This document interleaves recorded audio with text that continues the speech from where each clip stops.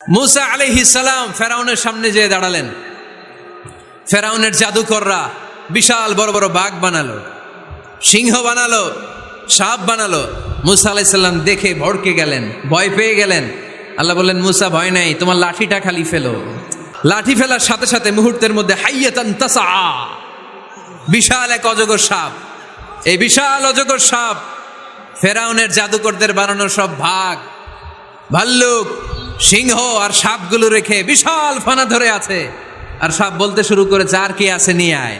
এই দৃশ্য দেখার সাথে সাথে ফেরাউনের রাজপ্রাসাদের সামনে যতগুলো জাদুকর ছিল, কোরআন বলে ফাউলকিয়াস সাহারাতু সাজিদিন। এই দৃশ্য দেখা মাত্রই ফেরাউনের নিয়ে আসা বড় বড় জাদুকরগুলো মুসা আলাইহিস সালামের সামনে দাঁড়িয়ে আল্লাহর জন্য সেজদায় লুটিয়ে পড়েছে। ফাউলকিয়াস সাহারাতু সাজিদিন, সেজদায় লুটিয়ে পড়ে ঘোষণা দিল, আমি ফেরাউনরে মানি না, আমি কোন নাস্তিককে মানি না, আমি মুসার রব, হারুনের রব, বনি ইসরাইলের রব, আল্লাহর জন্য সেজদায় লুটিয়ে পড়লাম। চিল্লায় পড়েন আল্লাহু আকবার।